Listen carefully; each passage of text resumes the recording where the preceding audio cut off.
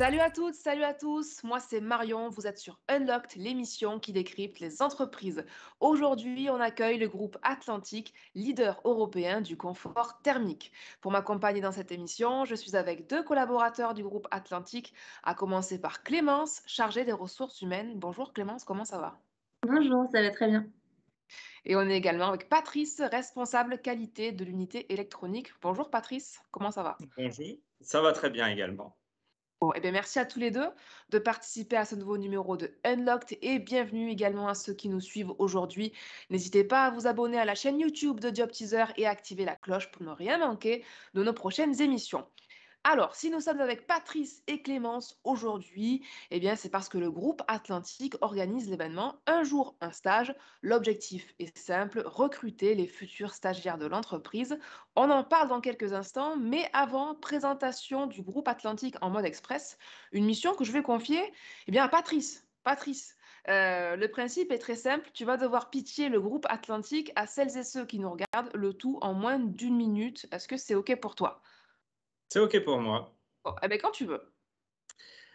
OK, donc le groupe Atlantique, c'est un groupe industriel qui a maintenant plus de 50 ans. Donc on est fabricant de produits génie climatiques, hein, c'est-à-dire tous les produits qui vont s'installer dans les habitations collectives ou individuelles pour chauffer, rafraîchir, comme donc tout ce qui va être chauffage électrique, sèche-serviette, des chauffe-eau, de la chaudière, de la pompe à chaleur, mais également de la clim et de la ventilation. Le groupe Atlantique a un chiffre d'affaires de 2,2 milliards d'euros en évolution permanente. Nous sommes 10 000 personnes dans le groupe et il y a 28 sites industriels répartis en France et dans le monde. Bon, eh ben, parfait, merci beaucoup, Patrice. C'est très complet. Maintenant qu'on a posé les bases avec Patrice, ben, je propose de rentrer dans le vif du sujet, puisque pour cette rentrée 2021-2022, on l'a dit, le groupe Atlantique est à la recherche de ces nouveaux stagiaires et à cette occasion, eh bien, vous organisez un événement qui s'appelle Un jour, un stage. Clémence, est-ce que tu pourrais nous expliquer comment se déroule cet événement et quels en sont les objectifs? Oui, alors un jour un stage, c'est une journée où on va accueillir les candidats pour les stages sur les sites où on recrute. En préalable, il y a des présélections que les managers vont faire. Et puis ensuite, les candidats viennent sur le site, ils ont l'occasion de visiter les unités de production, d'échanger avec les managers sur les missions, sur les attendus, et puis aussi d'échanger avec des stagiaires qui ont été recrutés. Ça permet aussi de savoir comment s'est passé le stage, comment s'intégrer au mieux.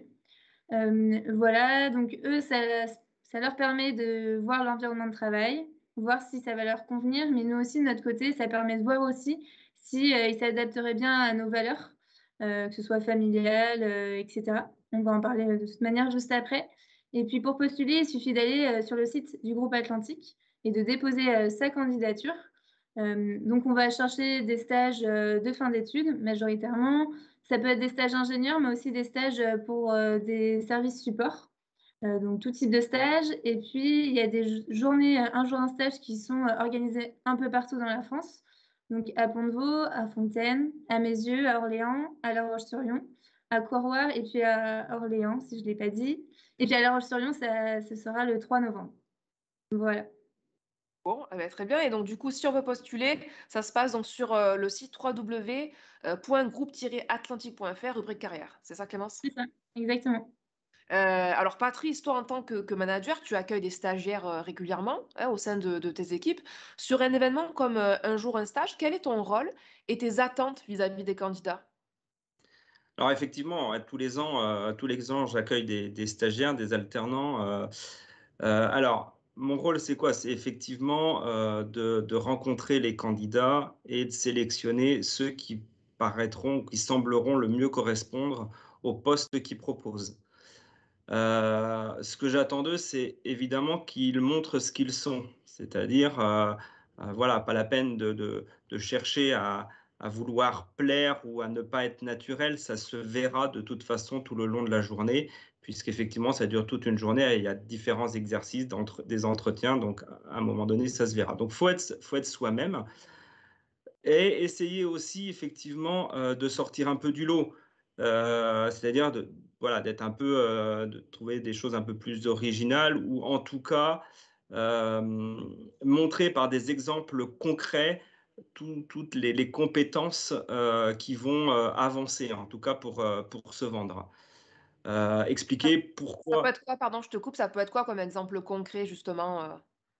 Bah, effectivement, ils vont tous dire, tous les stagiaires vont dire: «Je vais être motivé pour le poste». Beh, d'accord, très bien, mais pourquoi? Qu'est-ce qui fait que ce poste-là, bah, tu es particulièrement motivé pour y aller?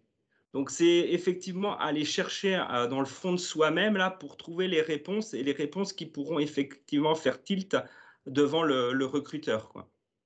Et puis, annoncer, avancer aussi, montrer des exemples concrets. C'est-à-dire qu'effectivement, on sait qu'en tant que stagiaire, on n'a pas encore commencé la vie active, on n'a pas forcément une expérience qui est très importante. Néanmoins, on a forcément des exemples concrets dans sa vie personnelle, dans sa vie scolaire, dans ses loisirs, qui correspondent à des caractéristiques de soi, en fait.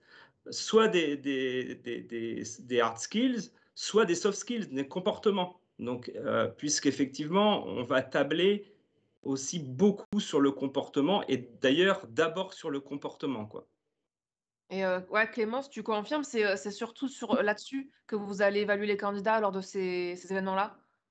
Oui, et c'est plus sur le savoir-être que sur le savoir-faire. On sait très bien que sur le savoir-faire, bah, c'est des étudiants, hein, donc on va pas en attendre beaucoup. Mais par contre, sur le savoir-être, bah, il faut qu'ils soient présents, notamment, bah, leur capacité à travailler en groupe, en équipe.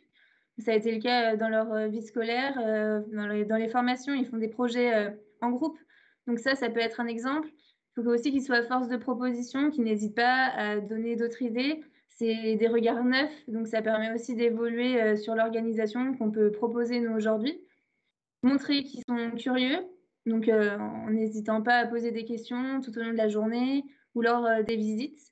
Ça montre aussi leur intérêt et puis aussi, savoir s'ils sont terrain ou non et ça se montrera aussi lors des visites, par les questions, mais aussi, leur capacité, à être à l'aise, sur le terrain. Bon, bah, c'est déjà des bons conseils, hein, pour réussir au mieux cet événement, donc un jour, un stage. Alors pour un étudiant qui cherche un stage de fin d'études, les opportunités d'embauche à l'issue du stage, forcément, ça va être un critère aussi déterminant dans le choix de son entreprise. Comment le groupe Atlantique se situe sur ce sujet? Lorsqu'on recrute un alternant ou un stagiaire de fin d'études, donc le parcours de recrutement, il peut être assez long, mais c'est parce que, par la suite, on souhaite les recruter pour un poste en CDD ou CDI. Donc c'est là aussi où on va, analyser, enfin étudier un peu leur savoir-être et leur capacité à s'intégrer bien dans le groupe. Et aujourd'hui, lorsqu'on intègre un alternant et stagiaire, c'est pour le recruter et on se situe plutôt bien sur ce sujet-là.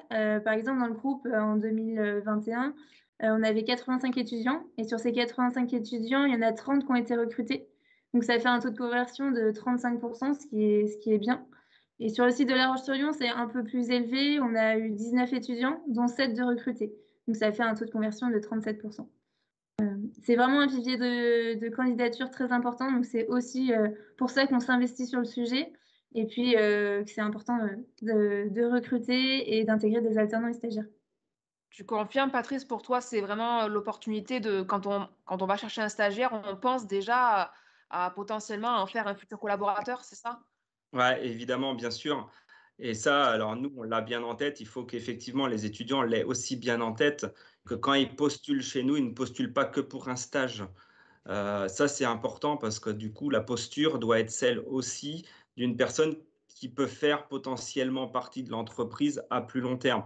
Nous, on regarde effectivement dans les années qui viennent, c'est-à-dire qu'aujourd'hui, moi, j'ai une vision à 2, 3 ans. Donc, effectivement, je vais recruter mon stagiaire. Alors, je ne peux pas lui promettre une embauche, forcément, les choses, elles bougent. Mais en tout cas, je le recrute dans cette optique-là.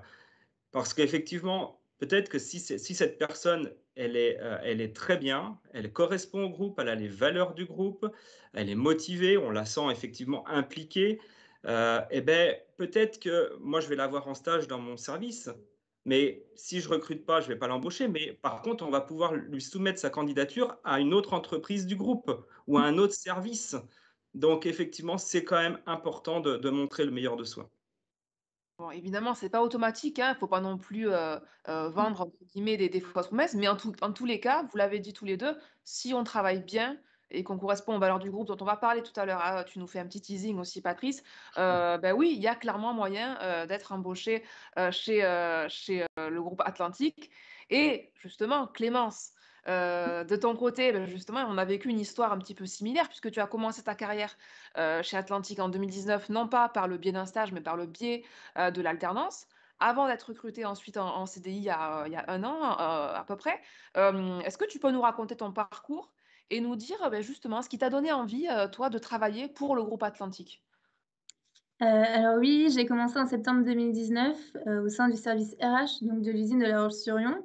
Pendant 1 an, j'ai été en alternance et pendant cette année, j'ai vraiment eu des projets concrets et on m'a fait confiance, et puis petit à petit, je prenais de plus en plus de missions, donc il y a vraiment une phase d'intégration où j'ai pu prendre petit à petit mes missions. On m'a laissé le temps aussi de m'habituer à l'environnement, industriel, de travail et puis après, monter en compétences, être accompagné par, des équipes compétentes, mais il y a aussi une vraie confiance donnée par l'équipe RH, mais aussi par tous les managers, bah, du site. Et puis une certaine proximité entre, tous les équipiers. Et donc c'est aussi ce qui donne envie de rester, donc c'est donner du sens aussi aux missions qu'on fait et puis, la proximité, les valeurs familiales qu'on retrouve vraiment sur le site, mais aussi dans le groupe. Donc c'est ce qui m'a donné vraiment envie d'être recrutée. Donc j'ai eu une opportunité au mois de juin parce que j'ai une collègue qui est partie, faire totalement autre chose. Je l'ai saisie et j'ai surtout eu la chance d'être recrutée aujourd'hui, j'en suis très contente. Bon, bah, bravo à toi. Et tu parlais un petit peu, voilà, de cette proximité, est-ce que aussi on t'a responsabilisé? Est-ce que, voilà, tu sentais que dans les méthodes de management, tu pouvais, vraiment participer, même si tu étais que, entre guillemets, «alternante»? Même en tant qu'alternant, on a le droit de proposer justement, on est incité à proposer de nouvelles choses, de nouvelles idées. Elles peuvent être mises en place. On est accompagné justement pour les mettre en place et puis, sur tous les projets, qui sont proposés, on est intégré dedans. Donc oui, on gagne en responsabilité, en compétences et c'est ce qui donne aussi envie de continuer dans le groupe. Donc, oui, enfin moi c'est le cas, mais je sais que d'autres alternants qui étaient dans le groupe en même temps que moi, ont eu cette opportunité-là et ils en sont très contents aussi. Mmh. Alors on parle de management, de méthodologie de Mmh. travail. Clémence, l'une des clés de succès aussi pour bien manager ses collaborateurs, c'est la communication. Alors, Patrice l'a dit tout à l'heure dans le pitch, il y a plus de 10 000 Mmh. salariés, hein, dans le groupe Atlantique. Comment on fait quand il y a autant de monde comme ça pour, bien partager l'information? Alors le groupe Atlantique est structuré aussi, donc il y a un service communication, qui regroupe toutes les informations et qui nous les relaie. Il y a différents canaux. On a, bah, des gazettes pour partager, les informations. On a des télés, aussi qui sont situées à peu près dans tous les réfectoires, où là, c'est pareil, on donne de l'information.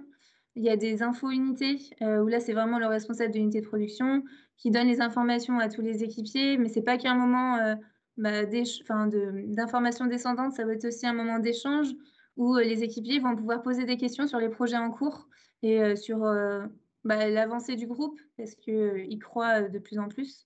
Donc l'important, c'est vraiment que tout le monde soit au courant, que le groupe grossit, mais aussi les achats qui sont en cours, les projets, qui sont mis en place, petit à petit. Donc c'est grâce à ces différents, canaux de communication, que tout le monde, a l'information. Alors ça, c'est, d'un point de vue un peu plus, on va dire général. Mmh. Si on se focus sur un pôle de l'entreprise, on va prendre, l'unité électronique puisqu'on a Patrice avec nous. Patrice, tu es responsable donc du service qualité de l'unité. Comment l'info, elle est partagée au sein des équipes de l'unité? Alors effectivement, hein, pour reprendre, un peu la suite à Clémence où elle parle effectivement des info-unités où on va rassembler, tous les équipiers, tous les collaborateurs de l'unité pour, effectivement partager de l'information. Donc après si on redescend, on va avoir les réunions de service.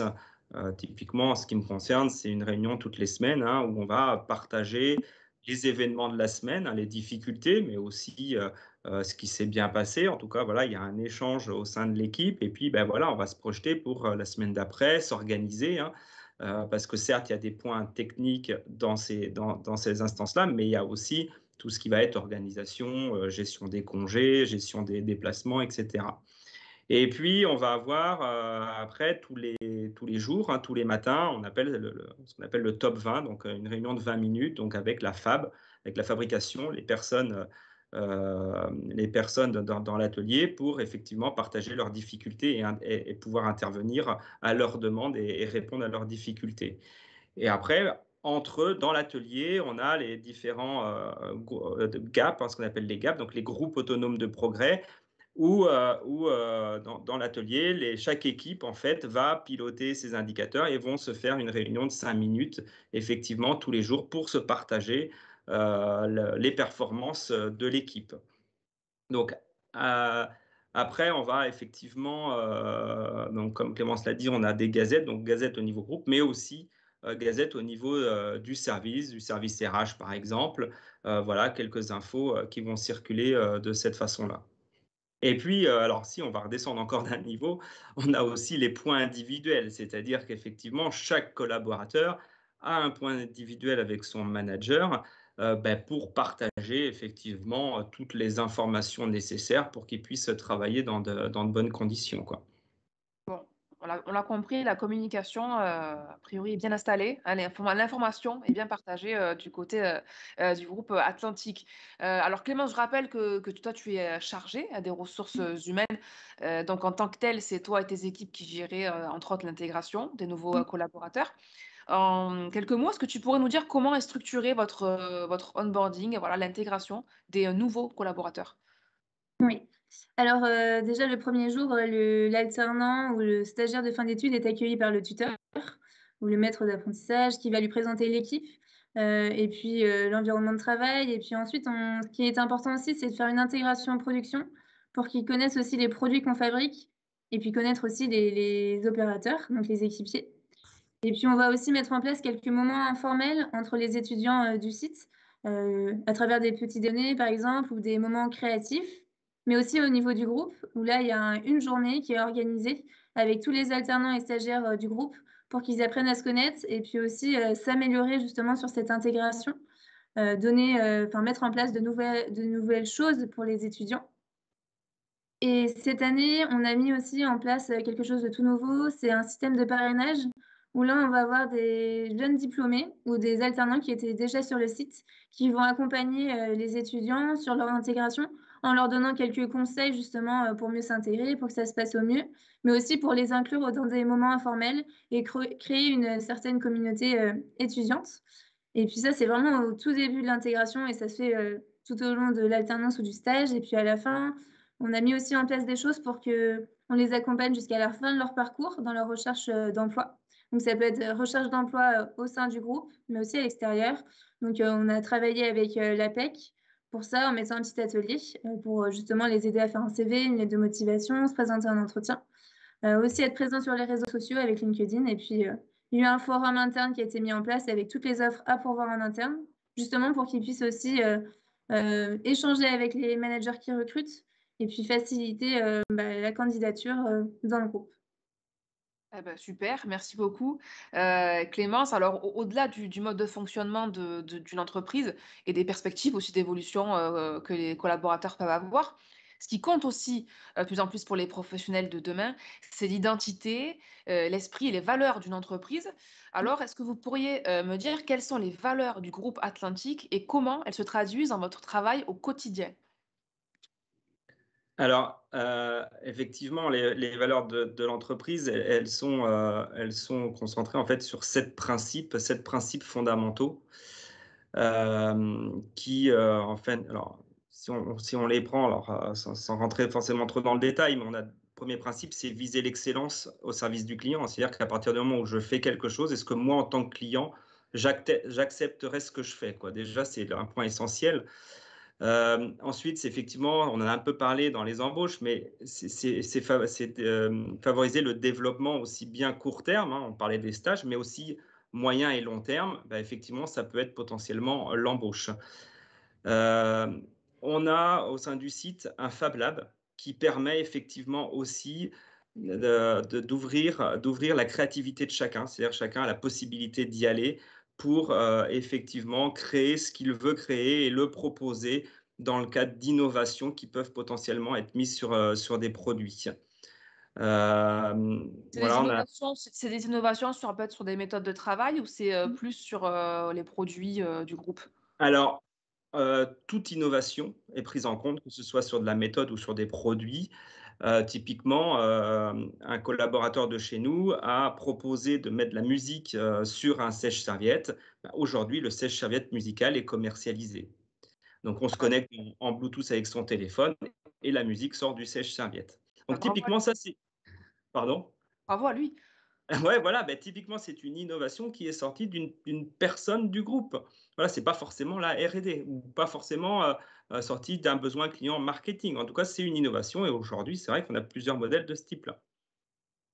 On en a aussi parlé tout à l'heure sur tout ce qui est l'aspect, collectif, efficacité collective. Respecter ses engagements, ça, c'est important. À partir du moment où on dit quelque chose, ben, on le fait, quoi. On dit ce qu'on fait. On a la possibilité de développer effectivement son expertise dans le cadre de son métier. Et le dernier principe bah, qui englobe un peu tout, mais c'est ne pas se prendre trop au sérieux. Effectivement, ne pas se prendre trop au sérieux n'empêche pas de travailler sérieusement, mais en tout cas, ça permet effectivement aussi de travailler sereinement, quoi. Et Clémence, tu veux compléter peut-être ou c'était déjà très complet, hein, ça dit. C'était très complet oui, déjà. Bon, Non, c'était très complet. J'ai pas grand-chose à rajouter. bon, eh ben, moi je voulais savoir aussi ces valeurs-là, très bien. Mais comment on fait pour impliquer les collaborateurs au quotidien sur ces principes? On essaye justement de les responsabiliser au quotidien, les faire gagner en autonomie aussi. Et pour ça, on va les inclure dans tout type de sujet. Donc, on va, par exemple, mettre en place des groupes de travail. En ce moment, on va mettre en place un groupe de travail sur l'égalité homme-femme. Donc, ce qui est bien, c'est d'inclure vraiment tout type de service et puis de métiers dedans pour avoir vraiment différentes idées. Et puis, s'améliorer sur ce sujet-là, mais ça peut être sur d'autres sujets liés à la production ou à l'innovation, par exemple. Voilà, enfin, c'est vraiment l'idée, c'est de responsabiliser, gagner en autonomie via aussi les systèmes d'amélioration. Et quand justement vous parliez de l'innovation aussi, notamment, je réagis là-dessus, même quand on est jeune collaborateur, on est poussé aussi à oser justement proposer des nouvelles idées. Oui, bien sûr. Au Ouais. contraire, ça donne un œil nouveau, un œil neuf de quelqu'un effectivement qui vient de l'extérieur et qui peut nous apporter aussi autre chose que nous qui faisons depuis plusieurs années dans le groupe. Voilà, donc effectivement, au contraire, au contraire. Donc, c'est entendu. On peut proposer des nouvelles choses, pourquoi pas, donc un sèche-serviette musical, vous l'avez entendu. C'est une idée qui peut être, qui peut voir le jour. Voilà, donc ça, c'est plutôt une bonne chose.